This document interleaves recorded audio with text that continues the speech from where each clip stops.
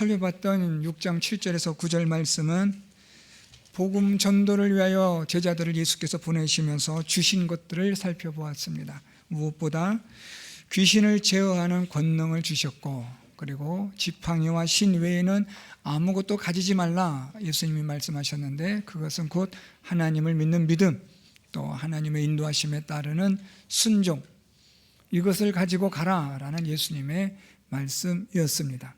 그래서 복음을 전하는 자 또는 복음으로 살아가는 자들은 어떻게 살아야 되느냐? 예수께서 주시는 권능으로, 능력으로 살아가고, 또한 하나님을 믿는 믿음으로, 말씀에 따라 순종함으로 살아가야 한다라는 말씀드렸습니다. 이제 오늘 본문 말씀은 이 복음으로 살아가는 자들이 어떻게 살아갈 것이냐라는 겁니다. 지난 시간에는 복음으로 살아가는 자들, 복음을 전하는 자들에게 필요한 것들이 무엇이냐라는 것이었다고 한다면, 오늘 본문은 복음으로 살아가는 자들, 복음을 전하는 자들은 어떻게 살아야 할 것이냐라는 것을 말씀해 주고 있습니다. 크게 세 가지로 정리할 것 같습니다. 첫 번째로는 복음에 합당한 자로 살아가라. 두 번째로는 복음에 협력하는 자로 살아라. 세 번째는 복음에 합당한 자와 협력한 자로서의 증거가 되어지는 삶을 살라. 이 세 가지로 그렇게 정리할 수 있겠습니다. 복음에 합당한 자라는 제목으로 오늘 우리가 살펴볼 텐데요. 어떻게 우리가 복음을 전하는 자로서의 삶을 살 것이냐, 또는 복음으로 살아가는 예수님의 제자로서의 삶을 살아간다는 것은 어떤 것이냐, 오늘 우리가 이런 관점에서 말씀을 살펴보려고 합니다. 오늘 10절 말씀 보면 예수님이 또 이르시되 어디서든지 누구의 집에 들어가거든 그곳을 떠나기까지 거기 유하라. 예수님이 그렇게 말씀하십니다. 오늘 예수님께서 먼저 말씀하시는 것이 있는데, 이제 복음을 전하는 자들이 복음을 전하러 가는데 예수께서 말씀하신 것처럼 권능을 가지고 하나님을 믿는 믿음을 가지고 하나님의 인도하심을 따라 순종하며 가는데, 자, 이제 문제는 이제 어떤 마을에, 어떤 동네에, 어떤 도시에 왔는데 어디서부터 시작해야 되냐라는 겁니다. 어떻게 해야 되냐? 복음으로 살아가는 것이, 예수님의 제자로 살아가는 삶이 무엇부터 시작해야 되느냐? 좀 약간 막막할 수 있지 않겠습니까? 오늘 예수님께서 말씀하시기를 어디서든지 누구의 집에 들어가거든 이라고 이렇게 표현하십니다. 오늘 예수님께서 여기서 말씀하신 누구의 집에 들어가거든 이라는 이 표현은 아무 집이나 그냥 눈에 띄는 대로 들어가라, 이런 말씀은 아닙니다. 우리 예수님은 이런 무책임한, 또 무례한 그런 것으로 남의 집에 가라 이렇게 말씀하시는 분은 절대 아닙니다. 여러분, 우리가 이제 인생을 여러분들 많이 또 살아가고 계시고 많은 인생을 살아오셨는데, 몇 가지 우리 나름대로 중요한 사람과의 관계 속에서 중요한 몇 가지가 있잖아요. 그 중에 하나가 예의입니다. 예의를 잘 갖추는 거죠. 나이 드신 분들에게 젊은 세대가 바라는 게 있는데 몇 가지가 있더라고요. 근데 그 중에 하나가 예의가 있었으면 좋겠다라는 표현이 가장 많습니다. 예의가 없다라는 그런 표현 쪽에 어떤 게 있냐면 막 그냥 욕을 하는 거예요. 나이 드신 분들이 욕을 하는 거 뿐만 아니라 반말을 하는 거예요. 그러니까 이런 말을 듣게 되어진 젊은 분들이 싫은 거예요. 그래서 나이 드신 분들에게 잘 가까이 가려 하지 않고 도와주려 하지 않는다라는 그런 통계를 본 적이 있습니다. 나이가 드시면 우리는 다 나보다 나이가 어리니까 반말해도 된다. 절대 아닙니다, 여러분. 어떤 분은, 어떤 그 상담가는 그런 얘기 하더라고요. 자녀들에게도 쉽게 말하지 마라. 자녀들을 옆집 총각처럼, 처녀처럼 대하라. 예의 있게 하라는 거예요. 여러분, 오늘 우리 예수님이 누구 집에 들어가거든, 이건 무례함을 말씀하는 게 아닙니다. 그렇다면 이 누구의 집을 우리는 어떻게 선택할 것이냐라는 건데, 마태복음 10장 11절은 오늘 이 본문과 똑같은 병행 본문인데, 마태는 이 본문을 이렇게 표현하고 있어요. 누구의 집을 어떻게 마태복음 10장 11절에서 기록하고 있냐면 합당한 자를 찾아내요 라고 기록하고 있어요. 그러니까 오늘 마가복음과 마태복음을 종합해 보면 합당한 자를 찾아내서 그 집에 들어가 유하거든 이라는 말씀이 되는 거죠.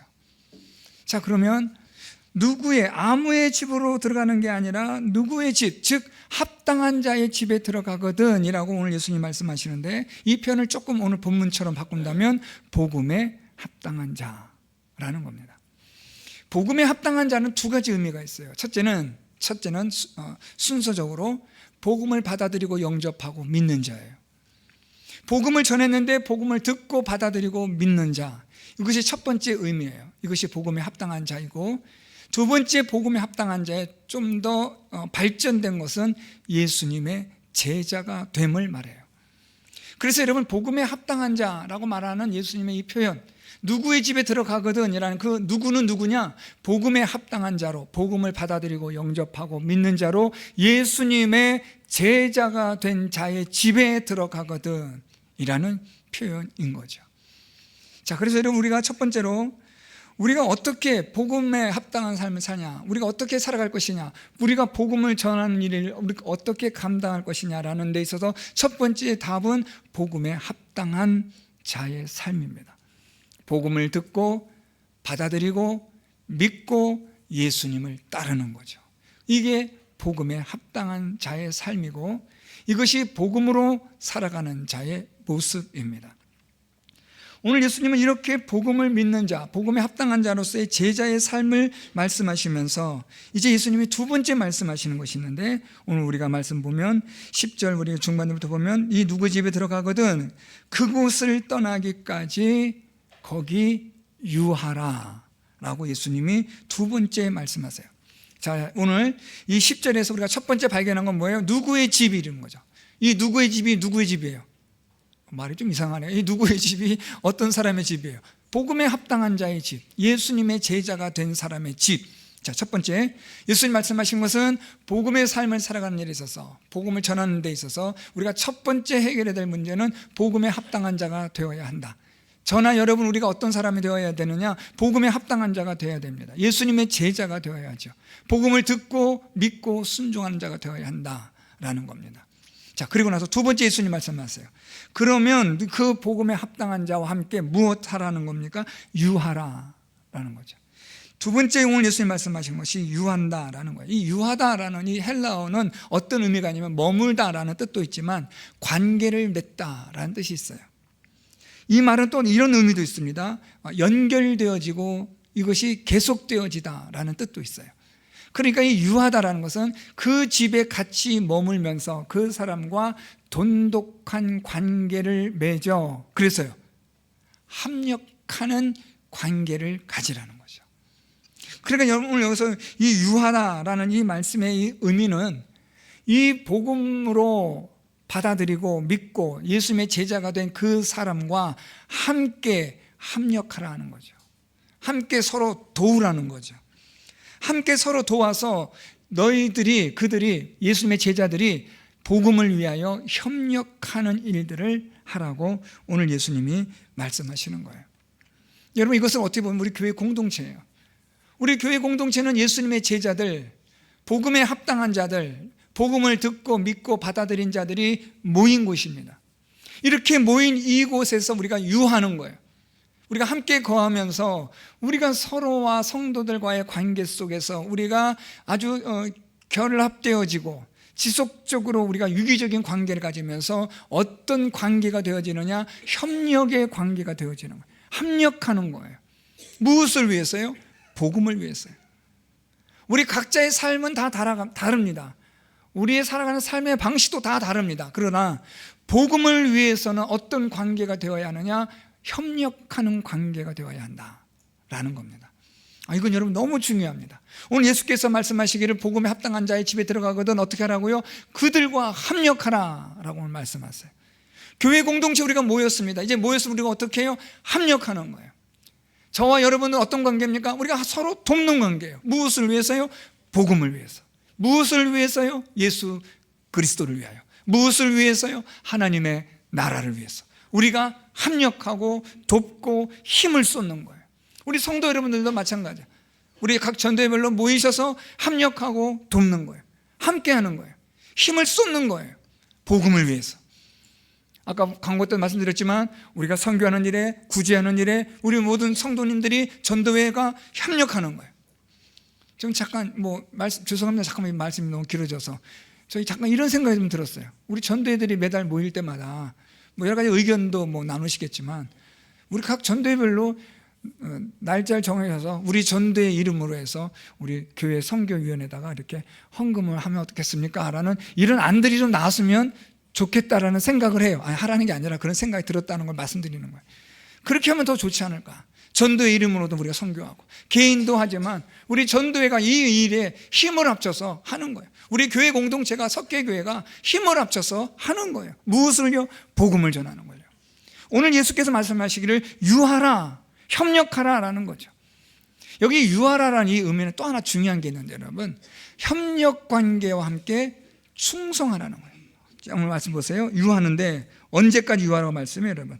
떠나기까지 유하라. 사명을 다할 때까지 충성하라는 거죠. 여러분, 우리 각자에게 주어진 일에 대해서 우리가 충성하는 거예요. 최선을 다하는 거예요.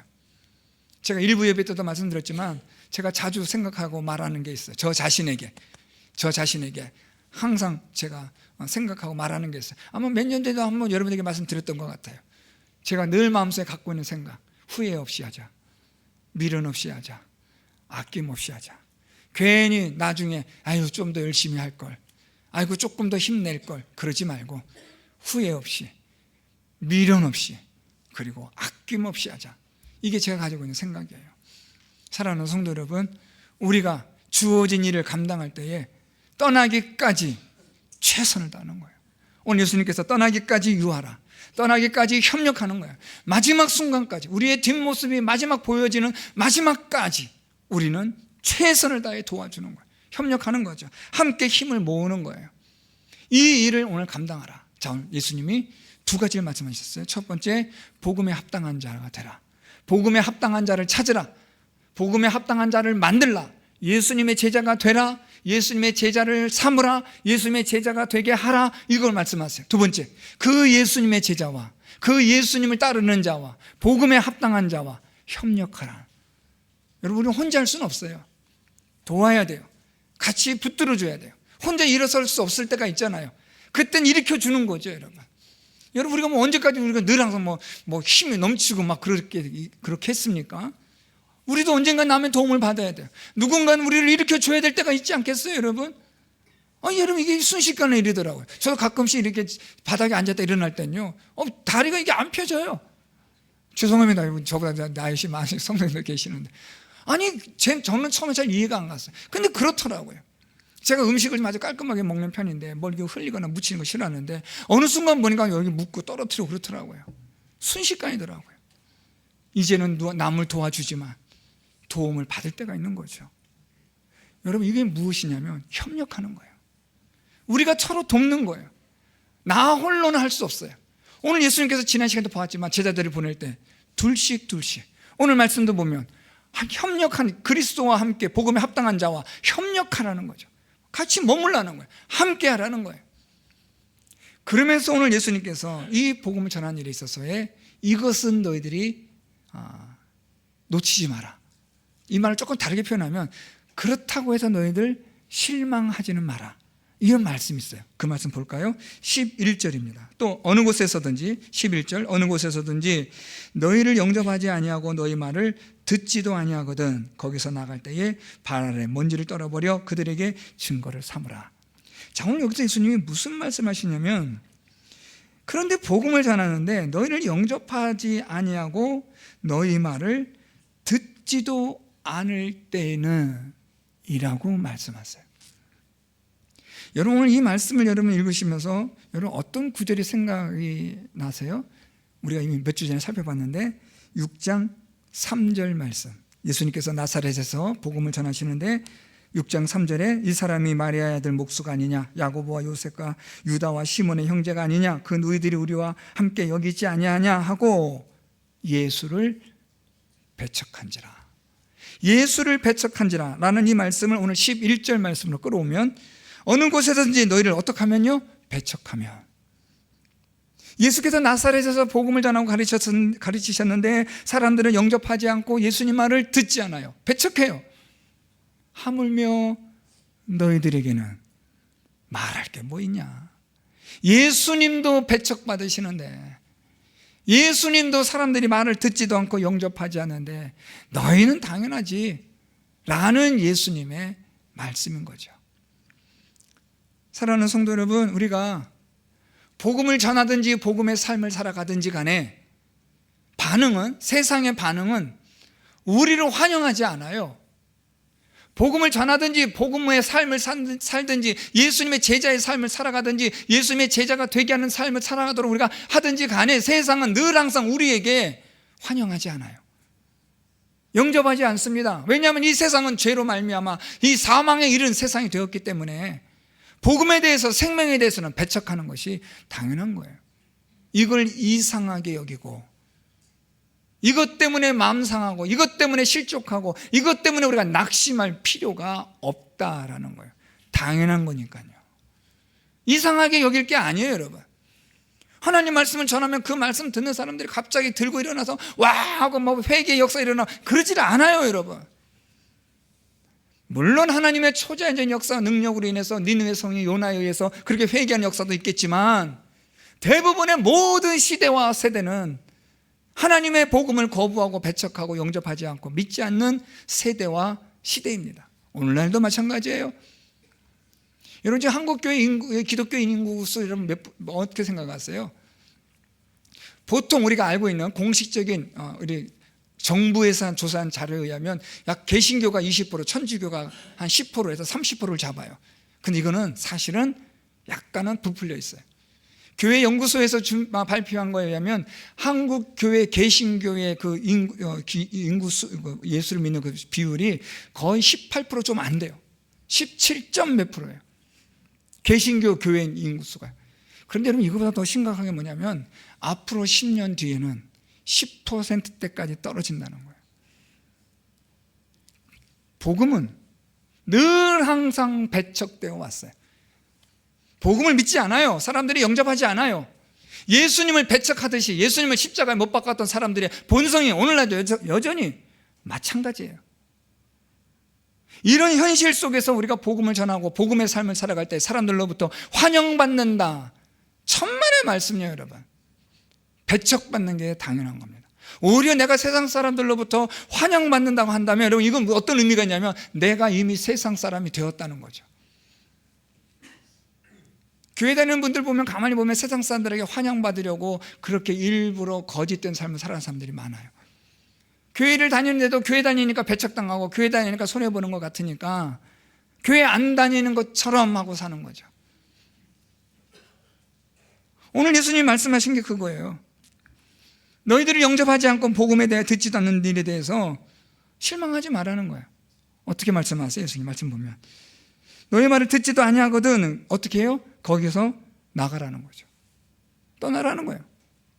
실망할 필요 없다는 거예요. 여러분, 이 말씀 의미는 뭐냐면 복음을 전했는데 듣지 않았다, 복음을 전했는데 영접받지도 않았다, 복음을 전했는데 오히려 핍박받고 박해받았다, 야 이거 해봤자 이거 필요 없는 거 아니야? 낙심하고 실망해서 포기하고 돌아서지 마라, 다 내려놓지 마라, 그런 뜻이에요. 당연한 일이라는 거죠. 복음을 전하나 복음을 배척하는 일은 당연한 일이기 때문에 그 마을 그곳을 떠나면 돼. 괜찮아. 다른 데 가서 복음을 전하라. 누구처럼요? 예수님처럼. 예수님도 그러셨잖아요. 그들이 믿지 않음을 이상히 여기시고, 우리 6절 하반절에 이에 모든 촌에 두루 다니시며 가르치시더라. 그래? 믿지 않는 거? 그래, 알았다. 너희들이 믿지 않으면 할 수 없지. 너희들이 나를 영접하지 않고 내 말 듣지도 않아? 그래, 알았다. 그리고 나서 예수님 그곳을 떠나 다른 곳에 가셔서 복음을 전하시는 거죠. 그러니까 여러분, 이 일이, 배척받는 일이 여러분 이상한 게 아니라는 거예요. 당연한 거예요. 그것 때문에 실망하거나 그것 때문에 낙심하지 말라는 거예요. 괜히 복음을 좀 더 어떻게 좀 해볼까 싶어서 복음을 좀 더, 복음의 본질을 변질시켜가지고 사람들이 믿을 수 있도록 복음의 문턱, 교회의 문턱을 좀 낮추는 게 낫지 않을까라고 말하는 엉터리 사람들이 너무나 많다는 것을 조심하셔야 돼요. 사람들은 요즘 그래요, 여러분. 교회의 문턱이 너무 높다, 교회의 문턱을 낮춰야 한다. 이 말이 뭐예요, 여러분? 세상 사람들처럼 생각하라는 거죠. 세상 사람들처럼 여겨주라는 거예요. 그러면 사람들이 교회 많이 오지 않겠냐는 거예요. 이 말에 솔깃한 교회들이 교회 문턱을 다 없애버리는 거예요. 상관없다는 거예요. 교회와도 어떤 일에도 상관없고 교회와도 어떻게 살아도 상관없다. 성경 말씀이 꼭 이것이 진리라고 하지 않아도 된다. 꼭 예수만이 구원이라고 할 필요가 없다라고 교회들이 그렇게 선언하고 나서는 거예요. 그러니까 절에 다니는 사람도 오고 뭐 여기 저기 무슨 다니는 사람도 오고 다 와서 우리 모두 함께 예배드리고 다음에 우리 어느 절에 가서 같이 우리가 모임을 갖고 그렇게 만드는 거예요. 복음은 그런 싸구려가 아닌데, 그런 돌팔이가 아닌데 우리가 복음을 그렇게 만들어버리는 거죠. 오늘 예수님 말씀 보세요. 복음을 영접하지 않고 믿지 않거든, 야 그럼 그들 비위에 좀 맞춰줘 해줘. 그게 아니라 예수님 무슨 말씀하세요? 떠나라. 떠나면 돼. 낙심하지 마. 나도 그랬어. 복음을 제대로 전하고 복음의 삶을 살아가는 일에 있어서 배척받을 때 오히려 예수님은 기뻐하라고 말씀하잖아요. 너희의 이름이 하늘의 생명책에 기록되는 증거야. 기뻐해라. 예수를 믿는 믿음의 삶을 살아가는데 어려움도 없고 배척받는 일도 없고, 예수를 믿는 믿음의 삶을 살아가고 있는데 세상 사람들로부터 늘 항상 북적거리며 환영받고 있다면, 그러면 여러분 뭔가가 이상한 거죠. 오늘 예수님 말씀과 좀 다르잖아요. 세상화 되어지고 변질이 되어지니까 그렇게 되는 거죠. 제대로 된 복음은 배척받습니다. 제대로 된 믿음의 삶을 살아가는 것은 영접받지 못하고 환영받지 못하는 거죠. 그러니까 여러분, 복음에 대한 것을, 바른 것을 이야기하고 바른 것을 진리를 이야기하는데 배척받는다? 그건 여러분 괜찮아요. 그 심판은 그들이 당하는 거니까 복음에서만 바르게 서면 되는 거예요. 스타일이 문제다, 그건 여러분 문제 삼으면 안 돼요. 복음의 본질을 말하느냐, 복음의 본질에 대해서 이렇게 저렇게 뭐 다양하게 표현할 수 있는 스타일에 대해서는 우리가 얘기할 거 없어요. 복음의 본질만 제대로 이야기하면 돼요. 어떤 못생긴 목사님이 복음의 본질을 이야기하는데, 복음을 이야기하고 설교하는데 목사님 설교가 마음에 안 들어. 왜요? 목사님이 못생겼어요. 이건 아니라는 거예요. 말투가 좀 이상해. 나 저렇게 하는 목회 스타일 마음에 안 들어. 그 스타일이 중요한 게 아니라 성경에 관한 진리를 이야기하고 있느냐 그렇지 않느냐, 이걸 보셔야죠. 그러다 보니까 여러분, 많은 목사들이 성도들의 그런 입맞춤에 놀아나려고 춤을 추기 시작하는 거예요. 목사님도 이렇게 했으면 좋겠어요. 또 거기에 춤을 맞추고, 목사님도 이렇게 했으면 좋겠어요. 또 거기에 장단 맞추고, 이리저리 춤을 추다 보니까 나중에는 당나귀를 얻고 가는 일이 생기는 거죠. 복음의 본질을 놓쳐버리고 잃어버리면 안 돼요. 배척받는 거 그거 별거 아니에요. 영접하지 않는 거, 무시당하는 거요, 별거 아닙니다. 예수님도 당하셨던 거, 복음의 본질과 진리에서만 떠나지 않으면 일도 아닌 거예요. 자, 이제 중요한 게 있어요. 떠나라고 오늘 예수님 말씀하시는데, 이 말씀 전화 여러분 우리가 좀 심각하게 잘 보셔야 돼요. 떠나라. 그럼 에이 하고 떠나야지. 자, 이제 다 돼요. 물론 이해가 돼요.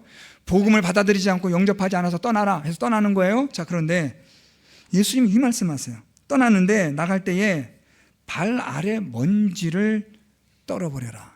그리고 그것이 증거가 되게 하라. 이 말씀 여러분 잘 들으셔야 돼요. 자, 일단 의미부터 해석하면 발 아래 먼지를 떨어버린다라는 이 의미는 무엇이냐, 이 당시 유대인들의 의미이기도 한데, 나와 당신은 상관이 없다는 거예요. 법적으로 나는 당신에게서 머리카락 하나라도, 먼지 하나라도 나는 당신에게 빚을 지거나 빚진 일이 없다 라는 의미가 되고, 조금 더 나아가면 나는 이 복음에 있어서 당신에게 책임이 없다. 복음을 듣지 않은 당신이 문제고 복음을 영접하지 않은 당신이 문제지, 나는 이 복음을 전한 일에 있어서 하나님 앞에 어떤 책임질 일이 없다 라는 표시가 발 아래 먼지를 떨어버리는 거예요. 이 말은 책임이 없다는 거예요.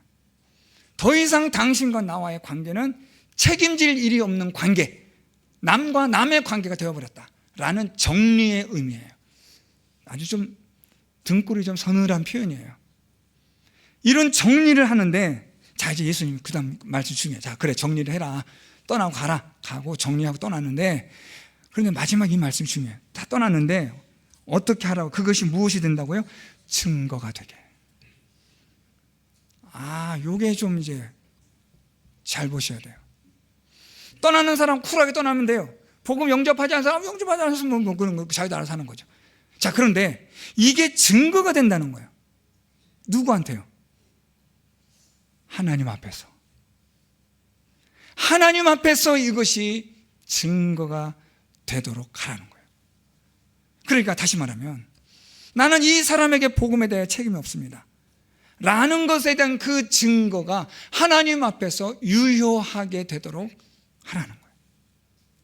조금 더 적용해 보면, 복음을 전하는 일에 있어서 나는 진실하게 분명하게 복음을 전했습니다 라는 증거를 가지라는 거예요.